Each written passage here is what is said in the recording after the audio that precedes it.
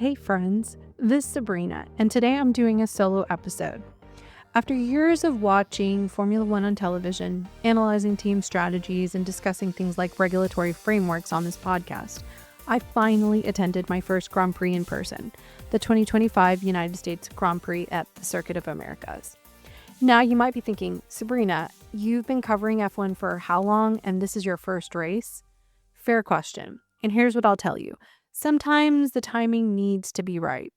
I wanted to attend when I could be fully present, when I had done enough homework to appreciate what I was seeing, and at a point in the season where the strategic implications would be most interesting. COTA in mid-October checked all those boxes. We're at a critical phase of both the season and the regulatory cycle. The championship battles are reaching their crescendo. Teams are already thinking about 2026 regulations. And frankly, as someone who has spent over 20 years in policy and strategy work, I wanted to see how the business of Formula One actually operates on the ground. So today I'm going to share my observations, not just as a fan experiencing the spectacle, but as someone who approaches everything through a strategic lens. What does attending a Grand Prix reveal about F1 as a business? What can we learn about fan engagement, operational execution, and the commercial strategy behind bringing Formula One to America? And yes, I'll cover the practical stuff for anyone planning their first race, because several of you have asked for that. So let's start with why I chose this moment to make the investment. Because make no mistake, attending a Grand Prix is an investment of time, money, and resources. First, the timing within the season matters. COTA sits at a strategic point, late enough that the championship implications are clear, but early enough in the final run that every point still matters. From a purely analytical standpoint, this maximizes the strategic interest of what you're watching. Second, the regulatory cycle. We're in the final full season before major regulation changes in 2026. Teams are balancing current performances with future development. Power unit partnerships are being finalized.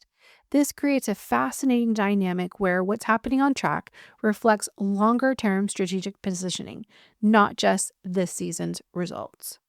Third, and this is important for anyone working in or wanting to work in motorsport, you need to see the operation firsthand. Television doesn't capture the scale, the logistics, the coordination required to execute a Grand Prix weekend. Understanding this operational complexity matters if you want to contribute meaningfully to conversations about how the sport operates. As someone who has worked in international relations and public policy, I've learned that you can't truly understand an organization or system until you observed it in action. Reading about COTA is different from experiencing how it functions as a live event. So when people ask me, was it worth it? That's actually the wrong question. The right question is, what did you learn that changes how you'll think about Formula One going forward? So let me share 3 strategic observations that you simply can't get from watching on television. First, the diversity of the F1 fan base is F1's competitive advantage. Walking around COTA, I was struck by something that's often discussed but rarely quantified: the extraordinary diversity of Formula One's American audience. And I don't just mean demographically, though that was evident. I mean diversity of engagement models. I met fans who were there purely for the cars, true motorsport enthusiasts who positioned themselves at turn 11 on the grass, brought their cushions, packed their snacks, and settled in to watch racing in its purest form. These fans could discuss the degradation strategies and setup changes with technical precision. I also met people who were there for the experience, the concerts, the activations, the social media moments. They watched from the main grandstand, took photos, and enjoyed the spectacle. And here's what struck me. Formula One has managed to create an event that serves both audiences simultaneously without alienating either group. That's extraordinarily difficult to execute. Think about it from a business strategy perspective. Most sports struggle when they try to expand their audience because existing fans feel the sport is being dumbed down or overly commercialized. But F1 has managed to add layers of entertainment value while maintaining technical authenticity at its core. COTA demonstrates this beautifully. If you want the pure racing experience, you can have it. If you want the entertainment experience, it's there. If you want something in between, That's available too. This multi-tiered engagement model is part of why F1 has been able to grow in America while maintaining its credibility with traditional fans. Second, operations reveal organizational priorities. Now let's talk about operations, specifically where COTA succeeds and where it struggles, because that tells us something about organizational priorities and constraints. The excellent. Security was seamless. Digital ticketing worked flawlessly. The portable facilities were, I'm not kidding, better maintained than some permanent venues I've been to. This tells you something important. They've invested in the elements that directly impact fan safety and experience at the event itself. And the challenging. Getting to the circuit was a nightmare on Friday and Saturday. Signage is inadequate. GPS systems failed. Traffic flow isn't optimized. Parking lots aren't clearly marked. The vendors directing traffic seemed undertrained or uncommitted. Now, why does this matter? Because it reveals something about how resources are allocated and where organizational focus lies. The on-site experience receives investment and attention. The approach to the circuit does not. From a strategic standpoint, this creates two problems. First, it degrades the overall experience, especially for first-timers who may not return. Second, it's a missed opportunity for brand impact. Your relationship with the event begins when you start your journey to the circuit, not when you enter through the gates. Here's what I learned that made Saturday and Sunday much better. Your goal is to get to COTA Boulevard. That's the main entrance to the circuit. Don't rely on GPS, don't rely on the app, get to COTA Boulevard, then navigate from there. This organizational insight matters because it reflects a broader challenge in event management, integrating external infrastructure, roads and highways, with event-specific needs. This is exactly the kind of coordination challenge that requires cross-functional collaboration and strategic planning, the kind of thinking that separates good event execution from great event execution. Third, the sprint format through the lens of an attendee experience. Several people asked me about the sprint weekend format as an attendee rather than a TV viewer. This is a great question because it gets at a fundamental tension in Formula One right now: format experimentation versus traditional structure. And here's my take. From a pure content delivery standpoint, the sprint format works brilliantly for attendees. You get meaningful competitive sessions every day. Friday isn't just practice. There's qualifying that matters. Saturday has both the sprint and the Grand Prix qualifying. Sunday is the main event. But, and this is important, the sprint format changes the analytical dynamic. Teams have less practice time to optimize their race setups. We saw this directly impact McLaren's Grand Prix performance. They explicitly noted that they were in a data deficit because the sprint format reduced their long-run practice time. As an attendee, this creates an interesting trade-off. You get more action, but the action you're seeing may not represent each team's optimal execution. The racing is less refined, more experimental. From a strategic standpoint, I understand why F1 is experimenting with this format. They're trying to maximize the value of the weekend for promoters, broadcast partners, and fans. But there's a tension between spectacle and sporting purity that hasn't been fully resolved. My view, the sprint format serves casual fans well and provides content value. But for serious motorsport enthusiasts and teams focused on optimization, the traditional format better allows for the strategic depth that makes F1 compelling at the highest level. I am still not a proponent of the sprint weekends. Now let's shift to the practical advice, because several of you planning your first race weekend asked for specific guidance. Getting there and parking. I'm going to be direct. This was the most frustrating part of my weekend, and it didn't need to be. Going into a bit more detail about what happened to me. On Friday and Saturday, I followed my GPS. Big mistake. I followed the COTA app directions. Another mistake. I ended up driving laps around the circuit and through the Austin countryside, watching the clock count down to sessions I wanted to attend. Saturday, I met a mother and daughter in line who gave me the game-changing advice. Get to COTA Boulevard. That's your singular goal. Once you're on COTA Boulevard, you're at the circuit entrance, and then you can navigate to your lot. The problem is that lots aren't in alphabetical order. Lot Z comes immediately before Lot L, where I was parked. There was no signage indicating my lot's entrance from Elroy Road, even though it existed. I passed it multiple times before figuring it out. So here's my practical advice. Study the parking map before you go. Identify COTA Boulevard on an actual map, not just your GPS. Understand the vendors directing traffic are contractors who may not have comprehensive knowledge of the circuit. And be patient. Leave earlier than you think you need to. If it rains and the lots get muddy, you'll want at least an intermediate SUV. Smaller cars might struggle. I had an intermediate SUV and I felt confident it would have handled muddy conditions fine. Where to watch and seating strategy. I had grandstand tickets near turn 9. The seats were bleacher style. Bring a cushion. I didn't think about this until Sunday when I brought a towel for extra padding. If you're spending multiple days in grandstand seating, your comfort matters.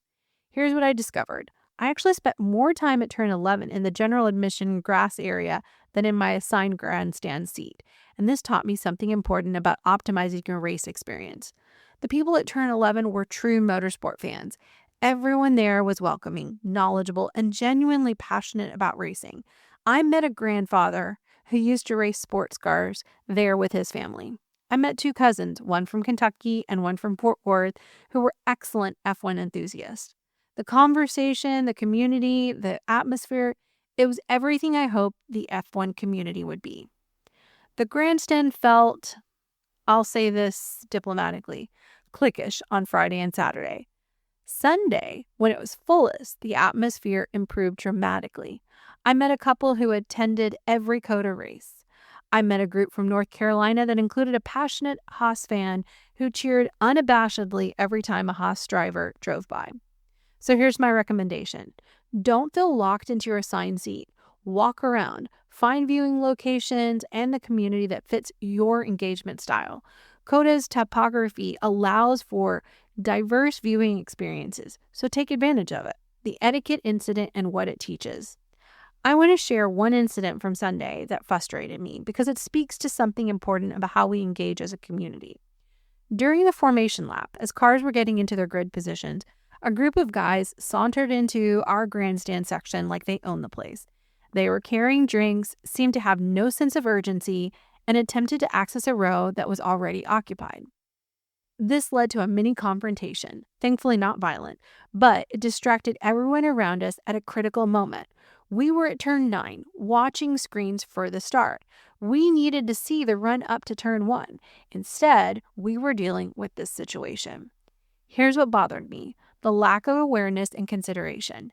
This might be someone's only F1 race. They've invested significant time and money to be there. Your delayed arrival shouldn't compromise their experience. So my recommendation: if you're delayed getting to your seat, wait. Watch from another location. Come up a few laps into the race. It's like the theater etiquette. If you miss the curtain, you wait for an appropriate break. COTA has great viewing spots throughout the circuit.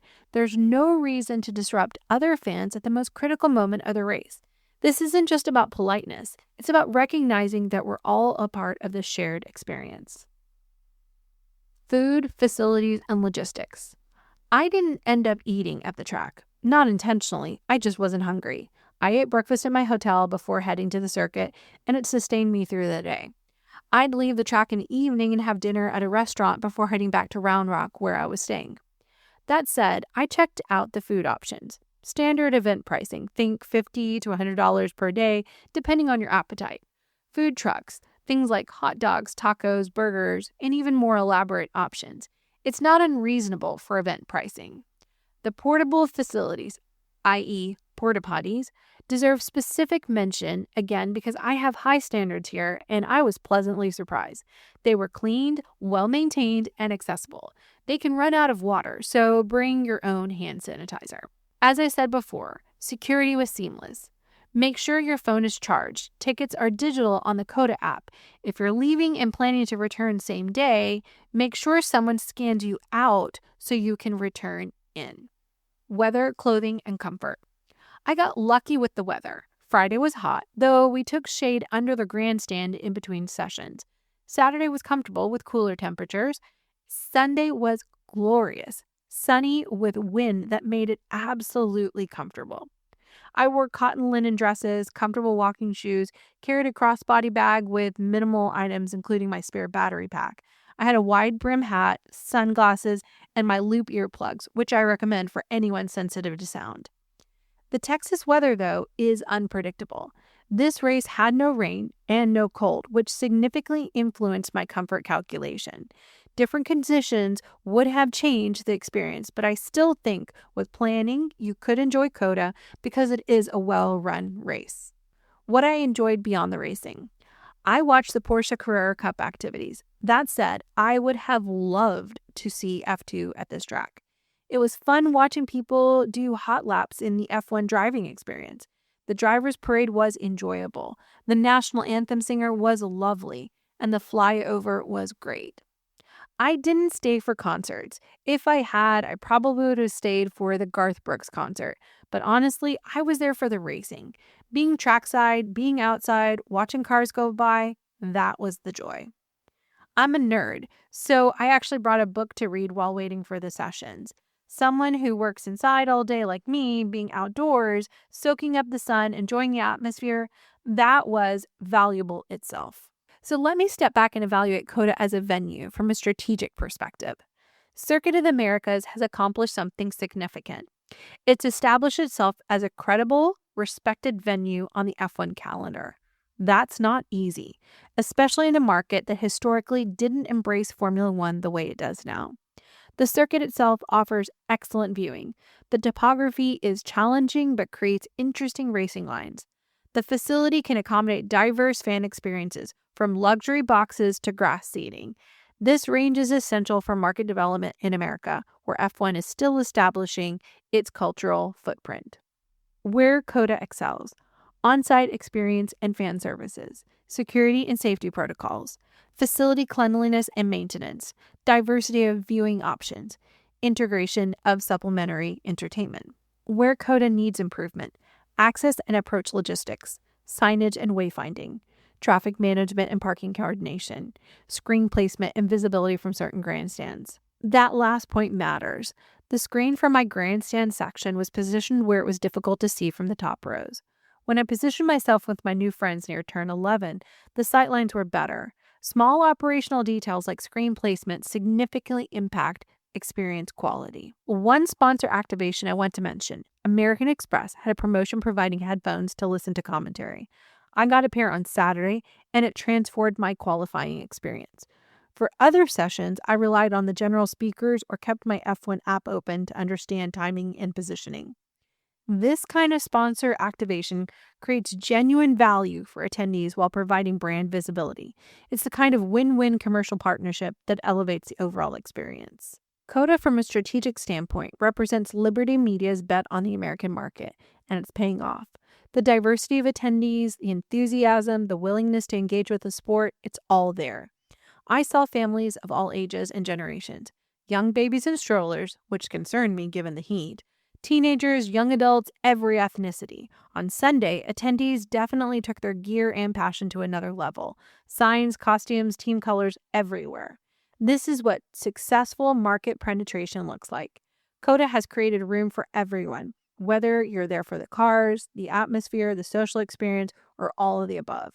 COTA demonstrates that Americans will embrace F1 when it's presented authentically and accessibly. Attending my first Grand Prix confirmed some assumptions and challenged others. Let me share the key takeaways that will influence how I analyze F1 going forward. Scale and complexity are understated. Television doesn't capture the operational scope of a Grand Prix weekend. The coordination required between teams, circuit operator, local authorities, vendors, and sponsors is extraordinary. This is a massive logistical operation that happens 24 times a year in different countries with different regulations and infrastructures. When I think about organizational leadership in Formula One now, I have a deeper appreciation for the operational excellence required. The fan experience is a strategic asset. Formula One has invested heavily in understanding and optimizing the fan experience. This matters because fan engagement drives commercial value. Satisfied attendees become repeat customers, content creators, and brand ambassadors. What impressed me was the intentionality. COTA isn't accidentally creating good experiences. They've thought through what different fan segments need and tried to deliver it. They don't always succeed, but the intention is there. For anyone working in or wanting to work in Formula One, understanding fan engagement isn't optional anymore. It's central to the business model. American market development requires localization. COTA works because it adapts Formula One to American expectations while respecting the sport's international character. The concerts, the entertainment, the festival atmosphere, these are conscious decisions to meet American entertainment expectations, but they haven't compromised the racing itself. The circuit is challenging. The facility respects the technical sophistication of the sport. This balance is difficult to achieve and critical for long-term success in the U.S. market. Infrastructure integration is F1's next challenge. The access and parking challenge at COTA reflect a broader issue Formula One faces as it grows: integration with local infrastructure. When you're bringing 400,000 people to a circuit over 3 days, you're stressing infrastructure that wasn't designed for that load. This creates opportunities for innovation in transportation, logistics, and coordination. It also requires partnership with local authorities that go beyond traditional event contracts. For anyone interested in the operational side of Formula One, this is an area ripe for strategic thinking and improvement. Before I wrap up, I want to address some specific questions listeners sent us. One listener asked about scale, topography, fan mix, and the sprint weekend format. I hope I've addressed most of those throughout this episode. On fan representation, I saw fans from every team. Max Verstappen had huge support. McLaren and Ferrari fans were out in force. I saw Fernando Alonso fans, Aston Martin supporters, even the passionate Haas fan I mentioned. Some people asked about recommendations for first-time attendees. So here's my summary. Solve the access problem first. Get to COTA Boulevard. Don't feel locked into your assigned seat. Explore the circuit. Bring comfort items, cushions, hat, sunglasses, ear protection. Manage expectations around food and heat. Embrace the community aspect. Talk to people. Learn from experienced fans. And remember, the facilities and security are excellent, so focus on enjoying the experience. So was my first Formula One race worth it? Absolutely. Would I do it again? Without question. Would I do anything differently? Yes. I've learned valuable lessons about logistics, positioning, and preparation that I'll apply next time. But more importantly, this experience deepened my understanding of Formula One as a business, as a sport, and as a community. I can now contextualize strategic decisions differently because I've seen the operational complexity firsthand. I can evaluate fan engagement initiatives more effectively because I've experienced them as a participant. I can discuss venue operations with more nuance because I've observed what works and what doesn't. For anyone planning their first race, my advice is this: don't wait for perfect conditions or the perfect race. Go when you can be fully present. Do your homework. Prepare for logistics to be challenging. Embrace the community aspect. And remember that the experience is about more than just the race itself. It's about understanding how all the pieces fit together. For those of you in the motorsport industry or aspiring to work in it, I can't emphasize enough how valuable it is to see a Grand Prix live. The scale, the complexity, the coordination. It's one thing to analyze from a distance, quite another to observe directly. This firsthand experience informs everything I'll be discussing about Formula One going forward. And for the seasoned F1 fans who come to the track for the cars, for the racing, for the pure motorsport experience, COTA delivers. The people at Turn 11, the genuine enthusiasts throughout the circuit, the appreciation for the technical excellence, it's all there. Formula One's growth in America hasn't diluted what makes the sport compelling. It's added layers while preserving the core. COTA proved to me that Formula One has a sustainable future in America. The business model works. The fan engagement strategy is effective. The racing product maintains its integrity, and the community forming around the sport is diverse, passionate, and authentic. As we head toward the final races of the 2025 season and look ahead to the 2026 regulations, I'm energized by what I saw at COTA. Formula One is executing a complex international expansion while maintaining competitive integrity. That's not easy, and it doesn't always work. But in Austin, in October 25, I saw it working beautifully. Thank you for listening to this solo episode. I wanted to give you comprehensive insights while being honest about both strengths and challenges. If you're planning to attend COTA or any other race, I hope this helps you prepare. And if you're interested in the business and strategy of Formula One, I hope these observations added value.